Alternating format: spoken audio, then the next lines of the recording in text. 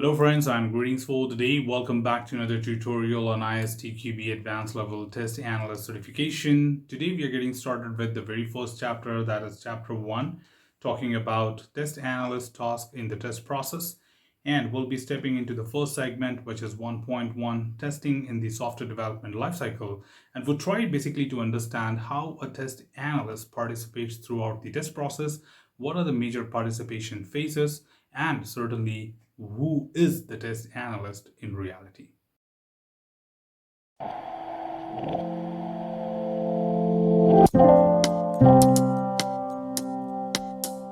As a part of our foundation level syllabus, we have discussed a lot about what the test process is. We have in fact discussed the major phases of the entire testing lifecycle, right from test planning to the test completion phase. However, at the same time, we discussed that not all the phases are responsibility of the test manager or a test engineer. However, there are certain levels or certain phases which are particularly for the test manager, including test planning, test monitoring, control, and test completion. Whereas the other major phases like analysis, design, implementation, and execution are the responsibility of the testing role. Now, when we talk about test analyst on a high level, test analyst is more the person who is a senior test engineer, but not a test manager. So at foundation level, we preferred more from a junior resource.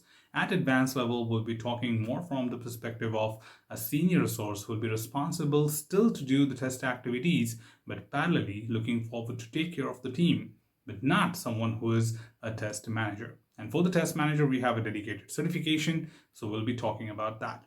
In this first segment, we are particularly talking about what is testing in terms of software development lifecycle. So taking it back to the moment from our previous discussion from the foundation, if you remember in the chapter 2, we have discussed that ISTQB has told you that SDLC is a factor which influences the test process. Of course, the test process does not remain the same with respect to SDLC. The different SDLC have different set of activities to be performed and influences the entire test process. For a quick example, waterfall model has a lot of manual testing, whereas Agile has a lot of automation testing. Similarly, the scope and amount of testing, the level and types of testing, the role and responsibility of a tester do vary depending on the SDLC. But not to ignore that there are certain characteristics of good testing which gets followed in any SDLC model, which includes for every development activity, there should be a corresponding testing activity. The test analysis and test design should get started in the beginning of the life cycle during the corresponding test activity. Each test level must have an objective specific to that level, and certainly testers should be involved as soon as the first draft is available. Now, keeping these contexts from the foundation in mind, we would like to talk about this topic a little more detailed, that what exactly a test analyst is someone who is responsible for when it comes to these activities. So the very first topic is talking about the software development lifecycle, but in terms of how testing gets organized and practiced. So here we are covering 3 of them. Of course, we are talking about the sequential development models. We are talking about the iterative and incremental as well. The very first one we are talking about, of course, is the sequential development models. And we would like to let you know that sequential development models are certainly the SDLC, which basically happens where the phases gets organized one after the other. Of course, the phases are conducted once the previous phase is completely done. And here, the test analyst tasks usually change over time. That means once the phase 1 is over, like requirement gathering is done, the test analyst transforms themselves to participate in the design forum or conduct the design review. So in early phases of SDLC, the TA, that is test analyst, focuses on supporting the test planning, whereas the TA then begins the test analysis when the test basis is being produced, and then test design and implementation follow in parallel with software design and implementation. Finally, the test analyst executes the test, support, test completion during the late SDLC phases. The important thing to monitor here is that we talk about the words like execute the test and support the test completion. And not to get conflicted, of course, execution is a responsibility of the test analyst, which clarifies that the test analyst still is not a person who is managing the process, but someone who is responsible to conduct the executions. On the other hand, supports the test completion because completion is the responsibility of the manager. So TA would be actively participating with the test manager to help them get all the completion reports ready. So in waterfall, we totally understand that the phases are certainly different than that of the other development models, and it is very important for a test analyst to get organized in terms of what the SDLC is expecting them to do, and accordingly be available to perform these required activities. Similarly, moving on to the next one, of course, we are talking about the incremental development models, where we are referring indirectly to the agile software development model. And you know that every single increment is developed and tested independently. Therefore, a TA performs the same activity for each increment. That means the analysis, design, implementation, execution, and supporting the test management happens in every single iteration. However, the work of the test analyst may be organized differently for each increment. Testing focuses on new or modified features in addition due to the increased risk of regression. The test analyst must pay particular attention to the refactoring and the assembly of regression test suite.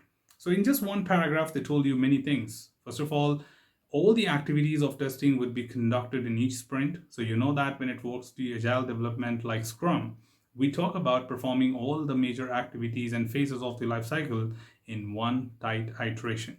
And as a part of this iteration, right from designing, the development and testing again includes a lot of phases like the design, implementation, preparation, execution, all that would be conducted within the sprint. Now, as you know that in incremental models, every single sprint we are incrementing, that means adding something new to the existing, certainly the risk of regression would be high. So organizing and conducting the required amount of regression test would equally be very crucial. Also following that, we must be importantly supporting all the required activities which are supposed to be done by a test analyst with respect to test manager. That means they look forward to support consistently and organize the test as much as possible. So given that we know about these models from the foundation at the advanced level, they're not deep diving into it, but we must be able to recall what these phases are. And that's what we'll be covering in the next segment.